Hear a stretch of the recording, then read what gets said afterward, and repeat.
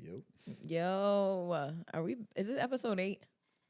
That's a good question. We're going to call it episode 8 for shits and giggles. I always wonder on like the Joe Budden podcast how they never know the number, but we only have 8 episodes and I never know the number. 8 or 9 or 8 and 9.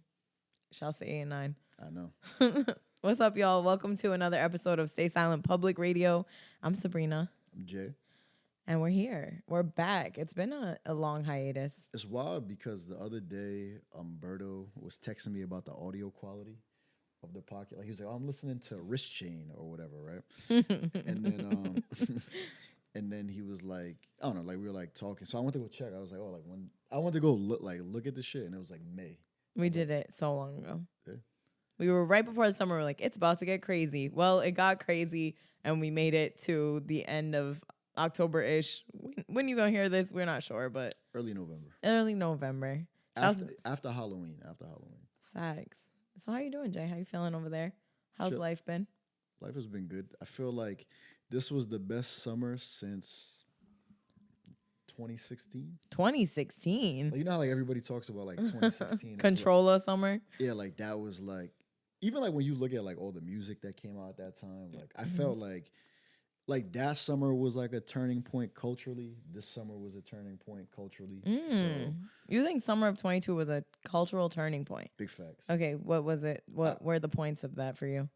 One, I think it's from a music perspective. I think when you see Bad Bunny, Burna Boy, like they were the artists of the summer. Well, more so Bad Bunny, undisputed fact, right?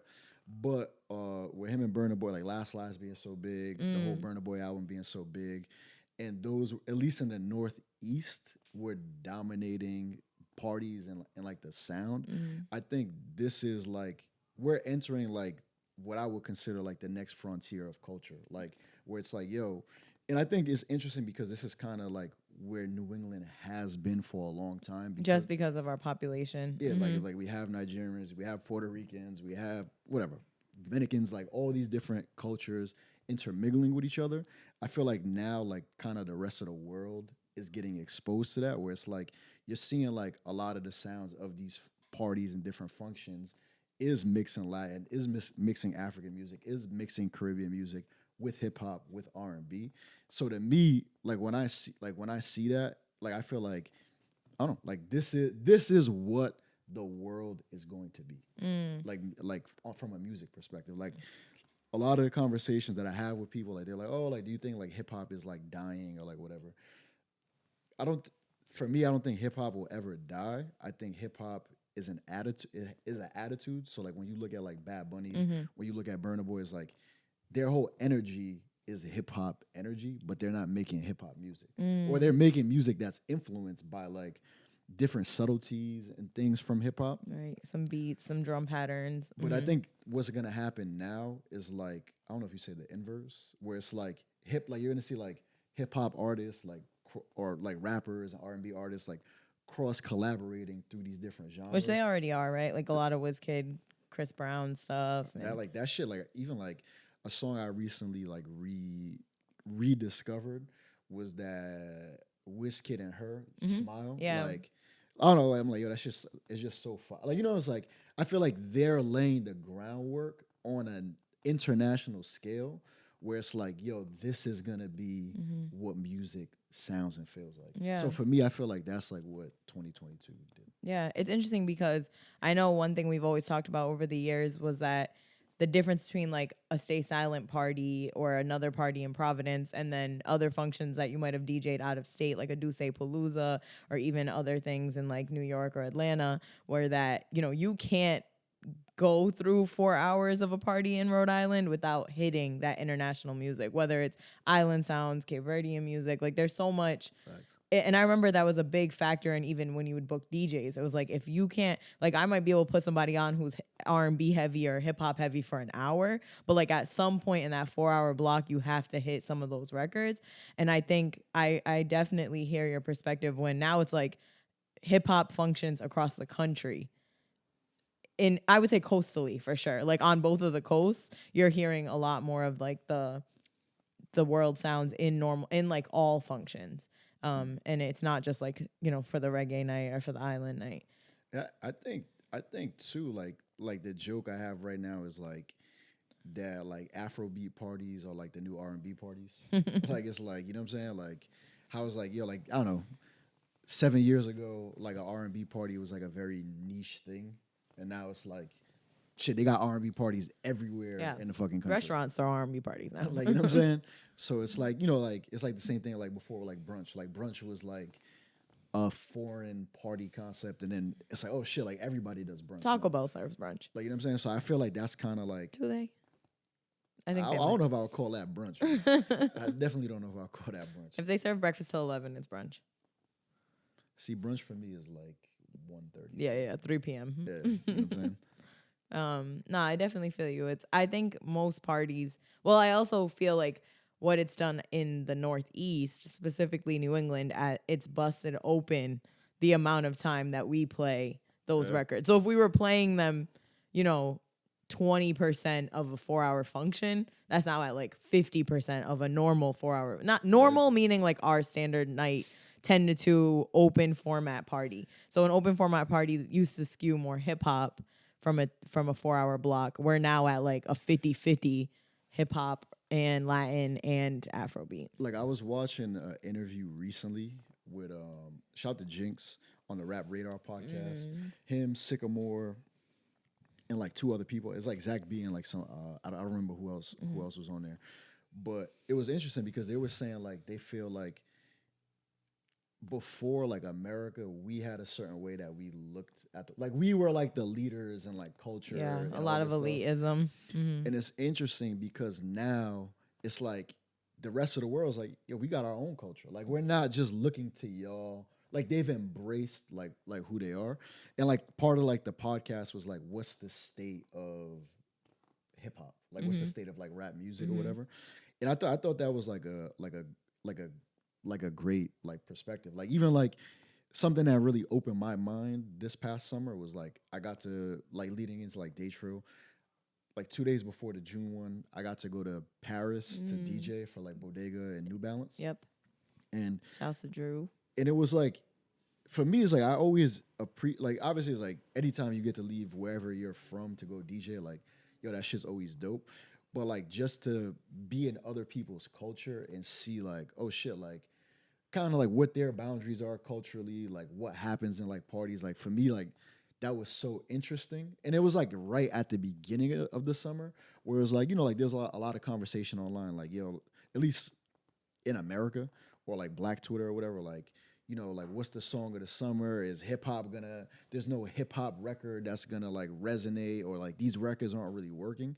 So it was really interesting to go to like Paris and like see a whole, like be in a party and it's like you got Black people, you got white people, you got whatever, all these different races of people in this party, and assuming all from different countries too. Like, yo, like they're in a party dancing to I'm a Piano for an hour. Like, you know what I'm saying? Like, I don't even think I've experienced that in America unless I'm going to a party where it's like this is the genre strictly. You know what I'm saying? Like, so it was and mind you, it was a party thrown by Americans in Paris. So it was very interesting. That's really dope. Yeah, I feel like that time period was summer in general was like definitely Bad Bunny centric. I know it was the first time in spaces that we've been in. I've seen people with more audacity in a negative sense than I've ever seen, where people are like, they want to hear what they want to hear. And I think we've been inching towards that for years, right? We have so much autonomy over what we listen to, how we listen to it. It's accessible to us all the time. We're making playlists. People, curation of playlists is a whole career. There's just like so much stuff around that. And it's like step one of, a lot of people get into DJing or interest in like the music industry through curation of playlists. So I think just all of the ability to make things very personal has grown in this time period so much that, the summer of 2022 and being at the club at Crib and seeing not one, not two, like a handful of people throughout the summer coming up to the DJ with like the play Bad Bunny on their phone as like not a joke, not trying to be funny, like with like some bass in their voice. I'm like, Is this person for real? I think this is the time period where it's like if you're like I would say specifically DJ, but like say if you're like somebody who produces events or like you're in this creative space, like I think more than ever is like this is where you gotta put your foot down and push back on some of this stuff because it's like I mean like yo there was I remember and I feel like we talk about this like the joke kind of went over people's head. So we did like a Who Could Kill the Dance Floor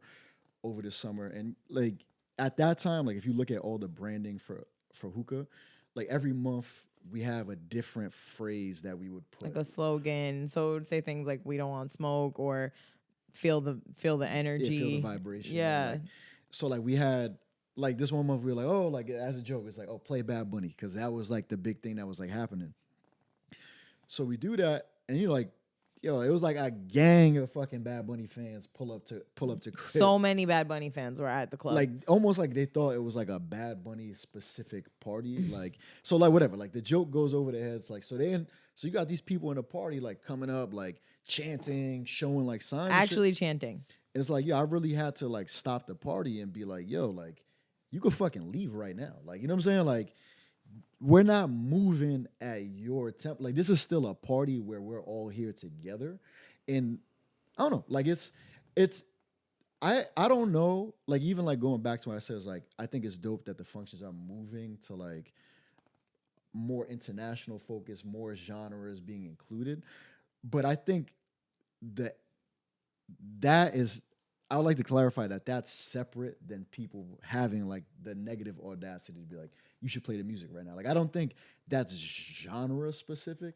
I think that's just like something that's going on culturally. Mm-hmm. Like, yeah, I mean, I do think because of how much the internet has played up this play Bad Bunny thing, like that's a thing. No, facts, you know, facts, seeing facts. so many people like walk up to the DJs on the internet, we've all seen it. And there's a million the other side memes where it's like every DJ's worst nightmare is like a Bad Bunny fan.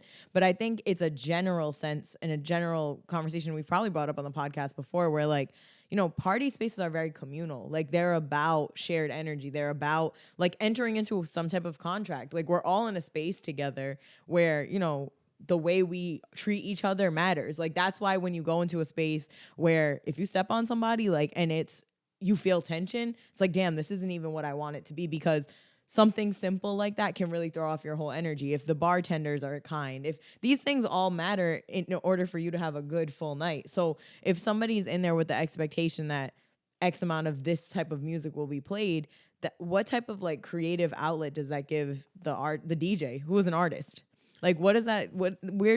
How important do you think it is to be vocal as, like, say, we own a venue, right? We own Crib. We own an events company, Stay Silent. We throw day TRILL. We do all of these things. How important do you think it is for us to be vocally clear, either in posting about things, putting signage up in the clubs, about what standards are for us, or how much of it should be nuanced? How do we kind of manage, like, that balance? I think it should be very, very clear. Like, if there's one thing, and this is like in many aspects of like life, but I've noticed it more so like through like the work we do with Stay Silent. And I would say like because of like marketing or whatever, it's like you have to be very, very clear with your expectations and what your message is. Because right now, like there's like so much noise and all this shit going on. So it's like, yo, right now, like it's like if you think about it, and I hate to like use this word like this, but like whatever, like your brand, like the way that people perceive you or your product or whatever you have going on is based on how people interact with you. You see what I'm saying? So it's like if we're trying to put a perspective into the world, we need to be very clear about what that perspective is and what our expectations are when people come into this place. Because if you think about it, like every single thing that we do in this, like if you're looking at Crib or you're looking at Day TRILL or whatever, all of these like parties that we produce, like every single thing that's happening there is intentional. Mm-hmm. So like we're not just like, oh, pick any random DJ. It's like, no, like we brought this DJ here because we thought it would work here. Mm-hmm. Does it work every time? Nah, but that's the gamble that you're taking, like when you're dealing with people, you know what I'm saying? So like for me personally, I do think it's like it shouldn't like. So how are you very forward? Is it literally putting a sign on the wall? Is No, it? I think for me is like that particular day is like stopping the music and saying, yo, I'm not having that. But how do we create a sentiment outside of you having to do that? Because for the people who don't understand and are just there, they're now in a party where you've yelled at somebody. Yeah, but You know, and I'm not saying that that's a bad thing, but do you think like printing out signage, do you think sending an email that's like Crib is a place where like you asking the DJ for requests is just not gonna fly? I think it's twofold. Because you know what's interesting? I guess like from a and maybe you got some more like perspective on this. Like me from a DJ perspective, I actually don't hate requests. Like I know like a lot of like you ask like a lot of DJs that like, man, fuck requests, no requests, or whatever. Me is like, yo, just don't come request some shit that you know that is like that's the hottest song out Yeah, it's right like now. somebody coming at 11 being like, play F and F, and it's like, ma'am, you just hold your horses, we're coming. Like, you know, like me, because the thing is, sometimes that's like your ear to the street. Like somebody coming to you and saying, like, it's like, damn, I actually never even heard of that song. So like I appreciate like those type of interactions, like somebody being like, oh, like, or it's a song that you forgot about. But I think it's like the intention behind how they're talking to you. Because like a lot of times, like people, they'll come and talk to you like you're Spotify. Like, yo, play this right now. Like, you know what I'm saying? Where it's like, I'm making a soup. Like I gotta add this ingredient in a way that makes sense. I can't just throw it on top and hope it works out. Like, wow, like what do you like? Obviously, like you don't DJ. Like, so like, what do you think? I mean, as a club owner and a person who throws events, I'm always wondering like how forward to be with some of this stuff, because I do think, you know, it's kind of like you treat people how you want to be treated. So within the space, like, you know, our staff is very respectful. We're trying to like create an environment that feels less charged up, it's a place where you can just kind of enjoy the music. We try to bring a lot of different types of DJs in. You're somebody who plays like a wide variety of music. So like I look at those as like parameters that are not stated, but they're like the treatment, the movement is very intentional to like hopefully yield results that respond to that. But what I've learned is when we used to throw events and we didn't own the club, we had a lot more control over that stuff. It's funny that owning a club and having to host more events has made it so that, you know, now we're a destination spot. So on the night like Hookah with Bad Bunny, it's like people are really just seeing that as a venue, crib, throwing a party. A bunch of people are showing up to it. It was after day trail. So now it's like we're having an influx of people who really don't know too much about Stay Silent, but have attended an event we throw. They're coming to our club for the first time. They probably don't even know how one equals the other. They don't know about us. They don't know about our intentions, our goals. They're just coming out for a night out. So our venue has to speak for us in ways that before you and I could actually speak for ourselves, or Ray could speak for us, or our different staff members could speak for us, because there was a lot more of that. But as we're growing, as we're sustaining a business that we're hosting 7 events a month, going from doing three at our max before to like this, it's like, yo, I think some of these things are interesting questions to ask about. Like, yo, what do we want to do? Do we make the back of the crib staff shirt say like, you know, we're all here for this one purpose, like enjoy it, ask us for help, ask us for I don't know, you know what I'm saying? I'm just always thinking about those things. You know what's interesting? Like, because you obviously like a big thing right now, like conversation, like culture that you hear about is like social contracts, right? Like what that means and how people interact, like when they're in space or they're out like socially, like what's acceptable and what's not acceptable, right? And I think right now, like that's kind of being generationally kind of being rewritten, because like a lot of stuff that I see happen in nightclubs right now was not even acceptable in a nightclub when we first started going out. Like what? Like somebody like all right, like think about it. Like somebody like, yeah, you have people like come request, but like nobody was coming up with a fucking sign. Like maybe they might write on a napkin, but like you would look at that person like great, like you would be like, yo, what the hell are you doing? You know what I'm saying?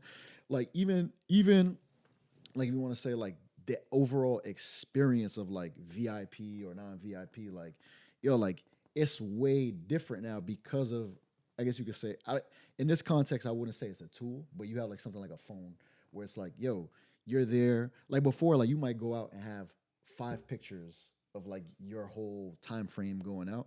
Like now you could have 100 pictures from one night, 50 videos from one night of you just being outside. Like you think about it, like well, back in the day when you had like, say, for us, we had like hotnri.com, R.I.P. Nelson. But like, you know, you had like in New York, like 7 days, 7 nights, like these different websites where they would post photos. Like, it's like, yo, like right now, like you see a photographer take a photo, it's like, yo, I need that right now. Like, you know what I'm saying? Like that, but you couldn't. Sense of like automatic. Like you couldn't even do, like there was no way for you to automatically get that photo 10 years ago. So it's like. Yeah, the instant gratification economy and life that we now live. So it's way different. Even for me on a DJ tip, like somebody couldn't come and be like, yo, play this song right here off my phone. Like there was really no way to do they that. would bring CDs or whatever. You could come up with 100 ways why that didn't work. And out of the world, like how many people are going to bring their CD versus like now we all have our phones in our hands, in our pockets. And yeah, I think the individual experience has been, obviously we have a lot more ways to be individually satisfied in experience because things are so much more catered to us as individuals. But a party space is not that. Like a party space is supposed to be that sample platter, like able to experience things with others. But that's what I wonder. And I guess like maybe that's like I don't know, like it's like kind of like a question. Maybe we don't have the answer, but like asking somebody who's, maybe 10 years younger than us, right? Because for us, that's what a party was. But to them, they grew up, like, imagine if the only way you've consumed music is Spotify, is YouTube. Yeah, so what's the question? Like, I guess the question is like, well, what is a party to you? Like, what's your expectation from a party? Because for us, like I feel like our generation, or a lot of us in our generation, have a certain level of respect for like DJs or event promoters, like what, like, you look at these people like, oh shit, like, yo, you're the person that brought this artist or this DJ. I remember you had this party. Like, I don't know if there's the same level of respect across the board, maybe because of the barrier for entry, or it's just like, yo, I could just throw a party. Like, like when we first started throwing day trill, right? And day trill was like scaling, like, yo, people would legit be like, oh, I could throw this in my backyard. Like, and I think they really thought that though. Mm-hmm. Like, you know what I'm saying? I don't think it was like trying to be smart. Yeah. Smart. Like, I think they were just like, oh, like, why would I pay X amount of dollars to go to a venue? Like, I could just gather my friends in my backyard. Yeah. Or it's like, well, why would I go to a party where the DJ's not going to play what I want to hear? I'm going to just stay home. Yeah. Yeah. I mean, I guess that's definitely an outcome. I do think I think as important as it is to ask other people from other places, also other generations, about what they feel about it, I do think it's important for us as event curators to know our purpose for throwing events and to continue that legacy regardless of what the world is saying things are, because I do think that, songs become special because of, or I believe that there's a special thing you can get from communally enjoying music. So like, there's certain records that mean nothing to me without what I've experienced with other people. Like, I wouldn't hear it on a playlist and be like, oh my God, this is the one. But when you hear it with people, you see how people react to it. It gives it that energy. So that even goes for like certain Frank Ocean records, right? For somebody like me, I never was somebody who in my crib was like listening to Frank. It just never did anything for me. And not even a first tape? No, none of them.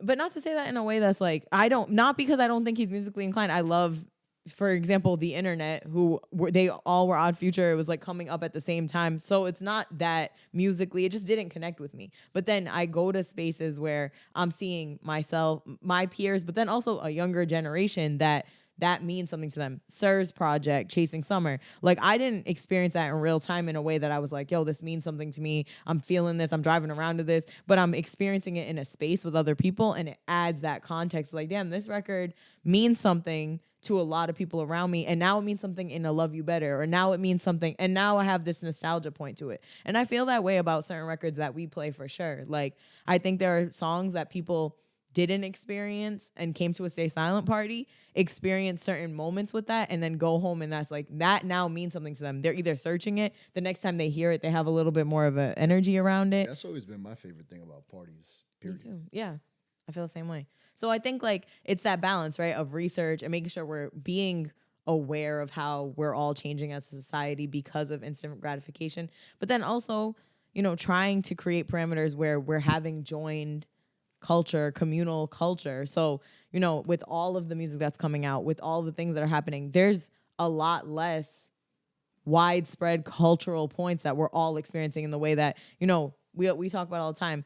I think a major reason why 2000s R&B records hit at Love You Better so much is because all of us were watching 106 in Park at the same time. All of us have these certain experiences to all of these records. It's not like I was in my house and discovered Lil Bow Wow and Ciara. We were watching that video every day for fucking 4 months. So like, you know, when everybody's like, yo, the 2000s, no one can bring back. It's like there was a shared place where we were learning things together, where we went to school and we had these experiences together. It wasn't just like siloed. And I hope we can continue to find ways. It's a very big challenge for us as event producers, as people who create. I think that's what's so interesting though about like even like we're joking like the summer of Bad Bunny is that's like, yeah, when you think about it though, like why is that the case right now in like hip hop?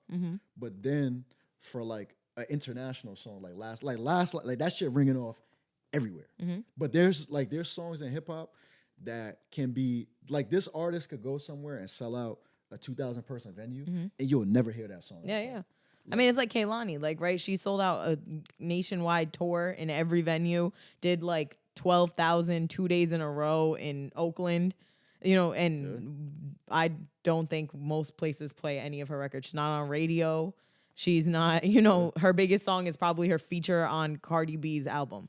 Which is the thing that's interesting about that is like, I think that's like that is dope. Like from an artist perspective, yeah, I think like it's dope. It's like, oh shit, like I can be the biggest thing you never heard of. Like, you know what I'm saying? But at the same time, it's kind of like from a media perspective or like a publicity perspective, it's like, yeah, that's kind of that's kind of crazy. You know, like it's like, why is it? Because like there's art, like for example, like when you turn on the radio, like we hear artists that could never do that. Yeah, we hear artists on the radio, or we see artists performing at the Grammys or at music shows that we're like, I've never heard a Lotto song in the world. Like we were in Houston, so like at like Houston camp, but you know, the same way I probably have heard just as many Kehlani records in the world as I have Lotto records. But Lotto is performing at the Grammys, is nominated for Grammys, is, you know, doing all of these different things. So, and I don't know if she's selling out a nationwide tour in the way that, I don't know though. I actually know nothing about Lotto, so shouts to Lotto. But I say all that to just say like, I definitely understand everything you're saying about that. Like, you know, but I do think where we come in as Stay Silent is we're not trying to be a media conglomerate. So like, you know, when we are interested in a Sir, a Kehlani, a Larry June, we're adding them into our vortex. So when we put out our playlists, we are including them because we want people who understand that to come to our shit. So when we're in our spaces, we are playing, you know, a touch point of that, touch point of this, and it's a part of our story and how we create the world. I realize. Yeah. Sorry, y'all. That's Lotto coming for you. Don't say that. But we're gonna give you a second. We're gonna take a turmeric break. Oh Lord. Yeah, get her some. You got some water? Yeah, I have water. But I have it. Like, thank you. It for me that was a break. Everybody take a sip of water right now. I think that's what's like interesting. Like, I don't know, even like looking like me, like when I go out to like different events or like experience things, it's like, you know, when you come, like say a Stay Silent event or you're a part of like a certain community, you might go to those events and be like, damn, I hear this song. Then when you go to other events, you're like, damn, they don't play any of this shit. Like that shit really be open in my mind. But it's interesting because that's kind of what, I don't know, to like kind of like fast forward, like in the summer, like we was coming off like crazy, like day trill. Our biggest day trill yet, 4,000 people at India Point Park. This was actually before that though. Okay. This was before. This is after the first day trill. Okay, got it. And you know, like I remember like I was just chilling with Junil. He was out here. He had played Love You Better. I don't know. We were going to like different events. We're going from like El Patio. We did crib, like whatever. Like we just like bouncing around, and like I was like, yo, it's crazy that in Rhode Island, like, yo, we have all this shit 15, 20 minutes with you. Like all of this, like some people might look at that as like different, I don't know if they were negative, but just be like, oh, like I fuck with this vibe, I don't fuck with that vibe. Yeah. Like where to me, I'm like, yo, it's crazy that we have the option to do a cocktail, the hookah club. Like, yeah, like you could go to Cortland, you could go to El Patio, you could go to Crib, like whatever. You could do all this different shit. And it was just like I felt like one thing for me this summer, there was so much like synergy with like everything going on. It was like for the first time in a long time, I didn't feel like people were like how do I put it? Like people weren't trying to downplay like the different scenes that's going on. It's like, yo, like, man, you could fuck with this spot. Like that spot's cool, this spot's cool. Like it wasn't like there wasn't like some under tension. Yeah. It wasn't like, oh, we only do this, we only do that. And I was like saying like, yo, I feel like Providence got some of the best parties in the country right now, you know? And then to go You tweeted that and it created some uproar. Yeah, not for sure. On the internet, on just Twitter alone. So there was like a bunch of people from different cities, like what's in Providence, other people who have experienced Providence from other cities being like, nah, y'all, it really is like that. Just a lot of pride, I think, from other Providence residents and other creatives in the region that are just like absolutely kind of feeling excited that you made that statement so clearly. Facts. And you was standing on it. That was your public statement of the summer. But to me, I feel like even going back to like when we talk about like the summer of Bad Bunny, we talking about fucking Last, like Burna Boy, like with like all this shit that like sonically what's happening is like, see, we been there our whole, like we've been outside like that. Our whole time we've been outside, that's how we've been outside. What do you mean? Like what I mean is like the thing that I feel like the rest of the world is catching up to is that has been our sonic palette since we've been outside. Okay. Mm-hmm. So that like to me where I feel it's like, I mean, we don't need to go learn about Spanish music. Right. Like we've been in and around Spanish music. Even if you're not Dominican, even if you're not Puerto Rican, you could be like, I know 10 to 15 songs per era, right? Like, oh, I've heard about this song. I've heard this. Like this is a part of our culture, right? And for me, like when I look at like Providence through that lens, I just feel like we're primed for like culturally where everything's gonna go. So like even like yo, like you look at like having Day Trill this past summer and bring Watefire to the second one. This is like after the tweet. So like everybody's like charged up, like whatever.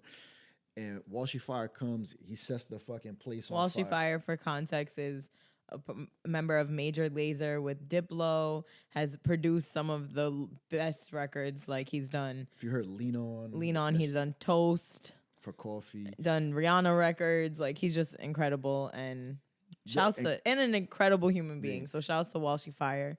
So like the thing with Walshy, like I call him after Day Trill, and you know like yo just to say thank you, like yo like, you really like you had that shit going crazy, just giving him his flowers. And like one thing he was saying to me was like, and this is somebody, he done played every festival you can fucking think of. Every single one. Bonnaroo, Coachella, the biggest EDCs, every single one of the like what music festivals in our lifetime have been mirrored after. He has done all of them main stage, not the opening set, main stage. Major Lazer, yes.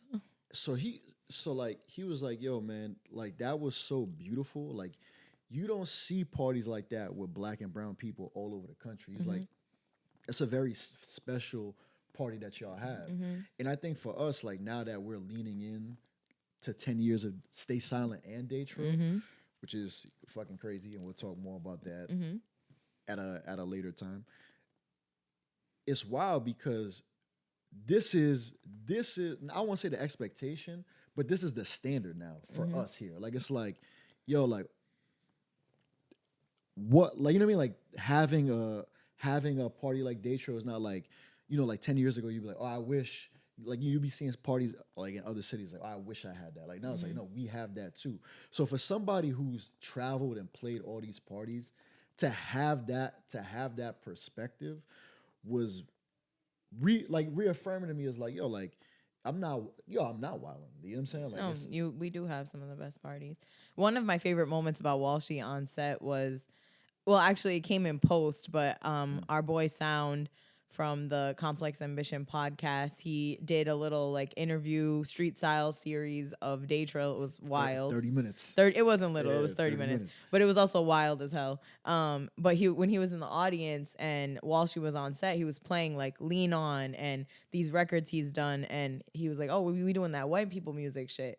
And I like, it's so funny to watch that happen because that was produced by a black man. Yeah. It's black music. It's world sounds. Like, it's stuff that, you know, the things that he's inspired by are not white music. Yeah. So I was excited to see the entire audience. Like, people weren't like, why is he playing this? They weren't staring at the stage like, what's going on? People were engulfed in it. And I was like, the ways I've only seen this music experience for me, especially in New England, have been at like the paint raves at, you know, downtown where they're throwing paint at each other, or like, you know, URI, we like Avicii's coming and it's just like every white girl on campus is at this thing. Like, we didn't go to those things. So to see this music that now I have way more context about what the root of this music is. Right? Watefire is producing this. This is not coming from someone who isn't of the world and isn't a person of color, or, you know what I mean? Like, it's just dope to see a moment like that happen, and like kind of the reclaiming of music that like it's to be, we're a better place to experience this music than in a park, like at sunset in Providence, Rhode Island, with like Watefire at the like helm. So I thought that was like a dope moment to like look back on. And even in Sound's videos, like fire to see everybody around him. Like, nobody missed a beat. We was all fist pumping and doing whatever, but it was just like a fire moment where I think, like you said, we're primed for a lot of this stuff here. And it's interesting when you say that, because like it even reminds me like we kind of like talking about earlier about like, I guess like the social contract that you have like when you go into a party. Like, what is that?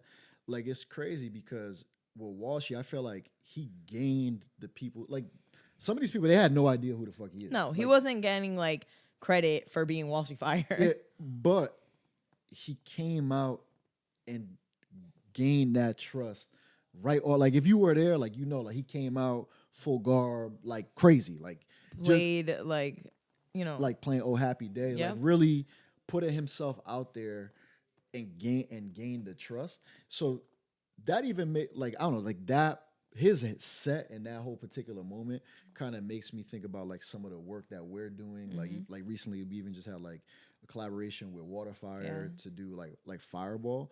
And it's like, I guess all of this is about trust. Like sometimes, you're not gonna have people's trust out the gate, like with your audience or people who are engaging with you. But it's like, as long as you put yourself out there and you're like, like, this is what we're trying to do. Just trust me. Just follow me. Be a translator. Like, try to get people in. Because I would imagine, like, if Watefire had just came out at Day Trill and the first song he played Lean On, like, people would be like, man, what the fuck is this? 100%. That's a great point. Like, you know what I'm saying? And that's that reminder of, like, how much of, like, party spaces, dance spaces, for me and I think in our experience, have been, like, places where your ego... You're really, like, people are very much in their ego in those spaces. So, like, if you can be brought in a way that is welcoming of you, you can kind of lower it a little more. If these different things happen so that you can actually be open to, like, experiencing something with other people in a way that can be very transformative and healing and amazing. And when I think about Walshy set, I'm like, goosebumps. Because I think that's what it felt like for me, was like, you know, that bridge between the world and Day Trill again. And we do those touch points all the time. And like you said, even with the Watefire event, you know, shouts to Watefire. If you're listening to this from out of state, Watefire is a long-lasting, long-running art installation in downtown Providence where there are some like torches along the Providence River that are lit in weekends in the summer. And it's like a, you know, community event. There's drinks, there's food, there's musical programming, but it's grown into a larger organization. And so now the Watefire organization has an art center in Providence. That's where we did Lottie Dottie. Yeah, it's where we threw our party Lottie Dottie on the rooftop. But, you know, we partnered with them, and typically we don't do a lot of collaborations. So we partnered with them this last week for their annual fundraiser, which in the nonprofit world, your annual fundraiser is a big deal. Like that is like y'all's day trill every year. So, to do Fireball with them, I think we learned a lot. And I mean, Jay, how do you feel about it? Like in post one, like I said, we don't do a lot of collaborations. So giving with the context of this being one of our few partnerships, like how do you feel about it and how'd it go? I'll be honest. For me, the collaboration portion is never really like the stuff that I'm worried about. I'm always worried about when it's like sometimes, and granted, like obviously like Watefire has people of many different cultures like in their organization or whatever. But like I'm always nervous like when we're stepping outside of our world to do a collaboration. Like it's very easy. It's like, I don't know, like for example, like when we did potluck with All You Can Eat, like it's like, yo, they're friends. We're in their spaces. We know their audience. Like we speak the same exact language. You know what I'm saying? There's like a vulnerable part when you're like collaborating, when you're like stepping into a whole different world and you're like, yo, all right, the reason we're working together is because we're trying to do some type of cross-pollination, right? And how do we do that where it's like we're being respected in the perspective that we're trying to bring and we're not watering down what we're doing. So like we've had like experience in the past where like we've worked with the state, which was like I would say it was a big learning experience where it's not just watering down, it's whitewashing. Yeah. Like, you know what I mean? Like there would be like conversations that we would have like when we work with the state where like, I would get like really frustrated. Like I really didn't know how to communicate that I think that idea is whack. I think that idea is whack, and it's taking away what you said it's taking away what Stay Silent is. So how is this still a partnership? Yeah. And is this just us being black and brown faces? Because that seems to be what it feels like in some of the collaborations we've done in the past. So, that's always... Well, we actually walked away from most of those collaborations just for the... Like, that was always like, like whenever like these types of organizations ask to work together, I'm like, oh my God, like what's these conversations about to be like? And I feel like generally like it was just like if you look at like how the build outs came to life, shout to Rue, shout to the whole team for like Rue and Sabrina for like imagining like all of that, and then like the team like really building that out. Like I feel like it really was now like, yo, you're at a Stay Silent function inside of this Watefire space. It did feel like the goal that we set out to accomplish, which was, in full transparency, to bring a younger generation, multicultural people into this, aware of like what's going on into this Watefire universe outside of just like, oh, like we do this event on Saturdays in the summertime. Like I feel like, yo, people generally went there and were like, oh shit, like what I know y'all did the rooftop, but like what's this spot right here? Or like what is this event about? Like it at least started the conversation, and that to me is like what I was like the most excited about, even after coming off of like those like reservations or whatever. Yeah. Does that make sense? Yeah, of course. But I don't know, like what about you? Like what was your like perspective on that? Yeah, I feel like I always, like you said, I go into most of these conversations very guarded, just because for us, Stay Silent is not, we're not trying to get a bag or a partnership because of the audience we've grown. We're never selling our audience. Like that's not, we're not guaranteeing, oh yeah, you want to be like, oh, you want X amount of people to come to something, like bring us on. This is how much it costs. Like that's not at all a perspective that we take. And it's something that I think a lot of companies do. Like that's how it's advertising. Yeah, that's advertising, right? A lot of companies can sell like their data and their info, and like we just have never wanted to do that.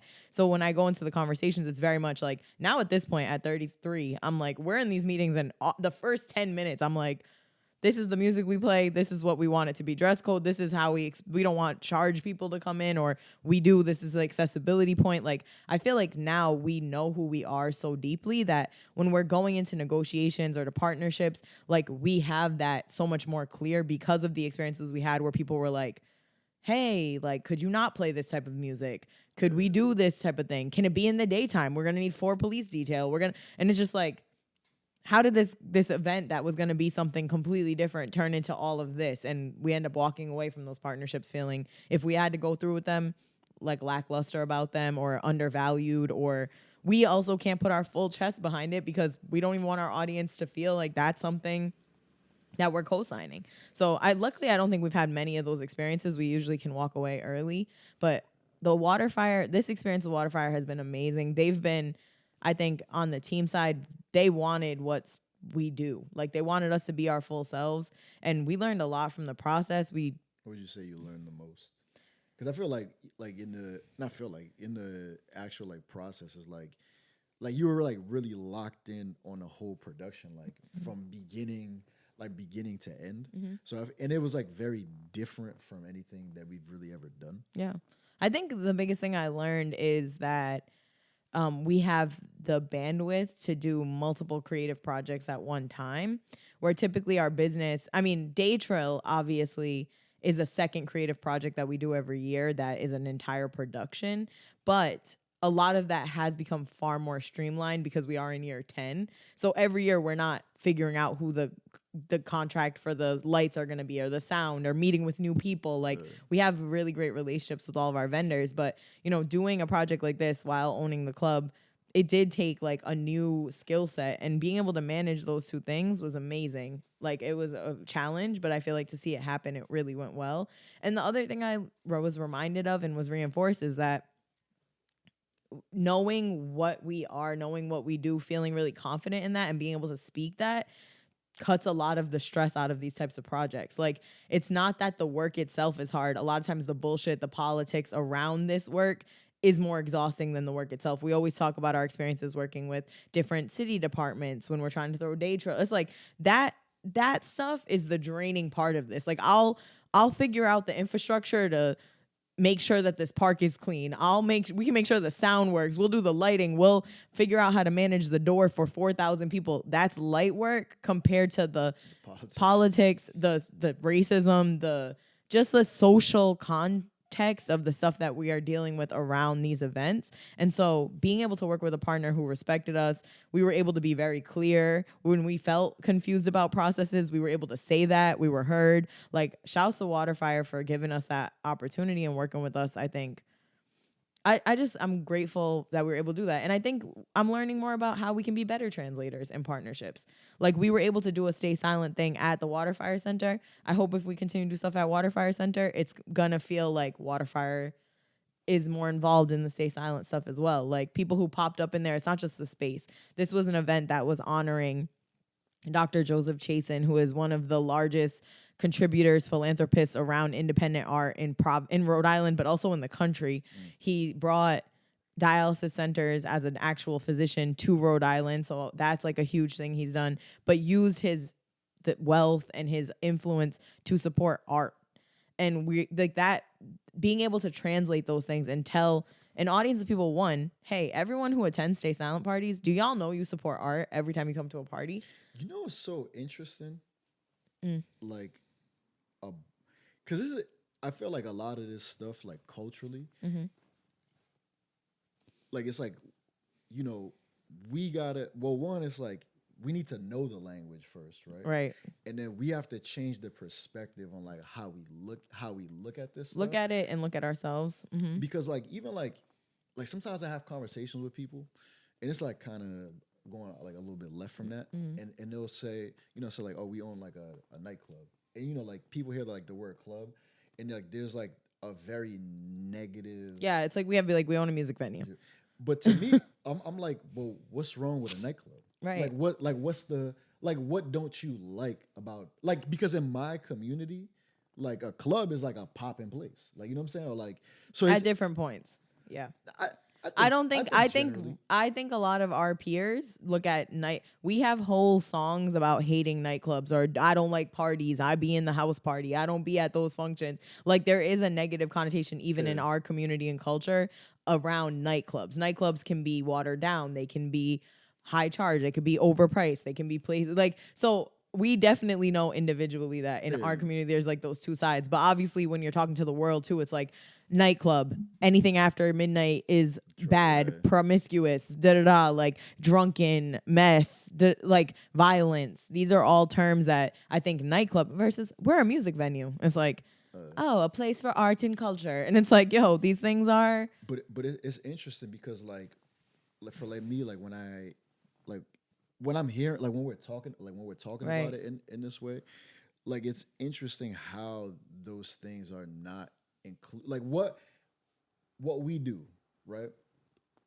Like like to us that's our art and our culture, but the world or the white world doesn't perceive it in that way. Like you know what I'm saying?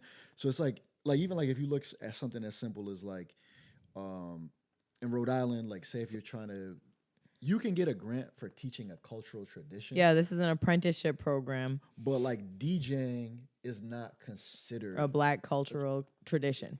Like, you know what I'm saying? So it's like this is an actual thing that's happened. So like for example, you could learn Mehndi as an Indian. You could teach another person an apprenticeship project, another Indian person. The goal is to like pass on traditional arts, right? So I could go teach somebody how to do henna and Mehndi and get a grant from the state to do that. But Jay couldn't get a grant to teach another black man how to DJ. Yeah.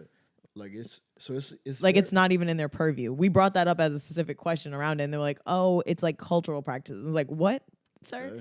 So like this is the real like barriers that we're coming up against and we're learning about. We didn't know these things. We didn't even know there was an apprentice program. So like once you're like you said, you first need to learn the language. But I don't know. I guess like for me, like sometimes like the hard time that I have with that stuff is like, do we need to learn the language or do these people need to become bilingual? Because like when you think about it, it's like, well, we have our language that we speak. Say that. Like, you know what I'm saying? So it's like, why do we like we've already learned, like we know a lot of your language, but you're not making it an effort. Yeah. You've never even like you're not even trying to listen to ours. Yeah. No, that's a great point. Like, and it even makes me think like a big thing that I was even thinking about, like our homie Nino, shout to Nino, he just dropped his like latest project, Amargo, and he had like a listening session yesterday, and I did like a Q&A, and like a big thing I was thinking about was like, you know, like, yo, I have no idea what he's saying in any of this song. Like, you know, like that's like a big thing I ask him, like when he played me the album, like for the first time, like, oh, like, yo, what does this mean? Or what does that mean? You know what I mean? Like just being curious. And the thing is, like, to me though, it didn't matter that I don't know what it says. It's like, yeah, it didn't devalue it, didn't make it. Like, it was like, yo, this shit is still dope. Like I feel the energy. You know what I'm saying? And I feel like a lot of times, like when you're saying like with the arts, I guess like in the arts world and like how we're like how we're connecting with each other is like, that's like the biggest thing I'm trying to figure out is like, how do we get to that point culturally where it's like we value ourselves enough where that other shit don't matter, but they respect what we do enough to be, where we can benefit from the values systems that are in place that currently leave us out of them. Yeah. Yeah. So it's, you know, it's like, it's a dance. But I think the number one step that I think it's things that we're already thinking about for a while is like valuing ourselves enough to create an exchange. So like as a DJ, you know, you create an exchange every time you talk to a event producer and you're like, hey, this is how much this costs. This is why. You know, creating that lesson and being able to value yourself and go have that exchange. Even for events, it's like, okay, this event is this much. Why? Because for this shared experience, for this space, for safety, for all of these things, like to do this stuff, there's a value attached to this. There's also financial things attached to this. There's also sustainability attached to this. And if we don't value ourselves, we don't understand those things, like we can never grow an industry, but even beyond industry, a ecosystem that is sustainable for ourselves to be creatives that are working full-time on our crafts. Like that's like something that I wonder as like a DJ, and then obviously I think about it like, obviously we employ like a bunch of people, whether it's like full-time employment or like contract, like temporary contracts and stuff like that. And I think about it like for me from a DJ perspective is like, I like when somebody offers me a gig, or like when we're as a talent buyer, when we're like negotiating stuff, is like I try to think about this stuff as like, yo, could you DJ? Like, does DJing where we're at, like, do you have to be super famous to be able to live off of DJing? Right. Like, you know what I'm saying? Like, do you have to be a traveling DJ who's getting 4 figures each event, like, making, 15 to every event? Or is it like, could you really be, like a working like, at what fee do you have to be a working DJ, to be a working designer? But it's interesting because if we don't, like, like when you go to a party, you don't explain the value. Like, for example, like you go to a state, like say you come to a Stay Silent party, like everything that's happening in that space, somebody's getting paid to do in some capacity, right? But the person who might be going to the event, they don't know that it's like, oh, you have a lead designer, two people working under them. You have 3 security staff in here. You have a sound person. You have this photographers. But it's like, how do you communicate that value? Like, do people care about that when they go to the function? Like, you know what I'm saying? Yeah, I think it's almost like we need to continue to expand what the arts looks like, because the arts ecosystem is much bigger than this small scope that fine arts and arts nonprofits in Providence and in New England have like put on things. You have made a good point about the difference between like something like somebody making, like we were talking about like offline on this, like you were saying like somebody who's in their basement creating something, like that's not like they may not consider that like fine art, but somebody who gets a grant to do something, now it's like, oh, you do like one public art project. Now you're a fine artist. Yeah, and I think there's definitely like a sliding scale, but I think it is about valuing ourselves. Like, yeah, I would urge everyone to continue to like reframe the language we use to talk about ourselves. I even said this the other day on another podcast. Like, if you're an event promoter, that's very different than being an event producer. Like, if you're a graphic designer, you can be a graphic designer and a creative director. Like, you can be a graphic designer and an art director. Like, are you coming up with concepts? Are you doing marketing strategy? Are you like, how do we deepen the language we use about ourselves to become multi-hyphenate in a way that we are valuing ourselves? We're understanding how to put dollar amounts in exchange. It doesn't always have to be dollar amounts, but something that can showcase like the fullness of who we are as creatives, because systemically, there aren't a lot of places that are going to do that for us or help support our work the way we talk about it now. Like, we are full stream. We are artists. We are a creative collaborative group. All of the things that we do. So even after the Watefire event, a homie's like, I was wondering like what local artists were supported in this project. And it was like, we were the local artists supported in this project. Like, our team of independent artists, this group that's worked on these projects, like, that art, the Love You Better graphics, that comes from years of development. It comes from Rue bringing it to the point that it's now this nail project. It's installation. It's all of these things are a part of public art, are a part of, and we don't look at it. Did we leave there and I tell everybody like, great job, everyone, on your first public art display? But that's what that was, So like, I just think it's a reminder to all of us to continue to like deepen our understanding and really value the work that we're putting in. I'm not saying conflate the work you're doing. I'm saying give yourself the credit for what you're actually doing so we can better understand and value ourselves and move to the next levels of creating an ecosystem where we can pour into each other. If you have come to a Stay Silent party, you are supporting the arts. At the end of the year, Jay and I look at the accounting and see the dollar amount, which is a significant percentage of what we make that goes to DJs, graphic designers, photographers, live musicians. That's a good number of our budget. And that's happening because we value those things and y'all value those things. This is an ecosystem. So the idea of supporting the arts being putting $50 in a jar at a once a year nonprofit thing, like that's important too. If that organization is supporting, that's one thing. Yeah. But this is an ecosystem, and I hope that we can continue to like create ways that we understand it more. If you have a podcast, think about Patreon. Think about what other ways you can get people to buy into that and get more content, or can support you for private XYZ things that you need. Like, I think we're growing as a society to understand that art is not easy to make, that being a creative takes a lot of energy. We're seeing that more in language. I think now we're at the point where hopefully we can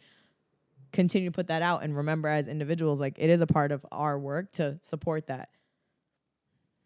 Yeah. I think that's That's a good like support the arts, y'all. Yeah, that's a good endpoint. But before we wrap this up, what is one thing? This is like completely unrelated, a lot less. It wasn't too heavy when we saw about. No, it was very real. Yeah, but what's one thing that you recommend people to listen, watch, or read? Fuck, listen, watch, or read right now. Do you have one on the top of your head? I have a few. Maybe. Okay, I think that you should listen to, what should you listen to? You know what? Listen to some Coltrane. I've been listening to a lot of Coltrane. I feel like it's good fall New England weather. Like nothing makes you feel more awakened than listening to some Coltrane. Like when it was like when they were putting like jazz over the Irv Gotti videos, like from Drink Champs. Specifically, listen to Naima. Yeah, that I think. Yeah, listen to some Coltrane. I think that's a good one.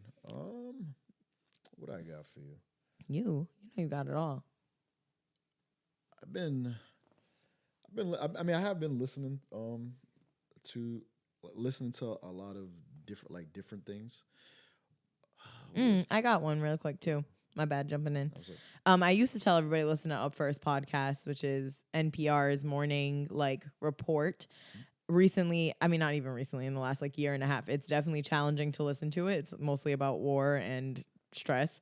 But one thing that's been really helpful for me is I now listen to the Marketplace morning report, and it's the world through the economic lens. And I find I still am up to date on things. I still listen to Up First, but if you haven't listened to an economy podcast, and or if you're interested in EYL or some of these $1 million worth of game situations. $1 million worth of game is not about money, though. No, but sometimes it is about money. Oh yeah, their podcast. Yeah. It's not like a financial podcast. That was funny though. That was funny. I mean, they just made $100 million on their podcast deal with Barstool. So, Thanks. You know what's about money? Them. Okay. Yeah, but yeah, EYL is specifically a very financial literacy podcast. $1 million worth of game is a podcast that they're interviewing different artists, creatives, but they do talk about money on that podcast. You know, they have their 15 minutes. Anyway, so. It was just fun. It was just putting them together. I feel you. Like, yo, what? No, I feel you. It's more Joe Budden, less EYL. Yeah. I get it. But yeah, so if y'all are listening, Monday Marketplace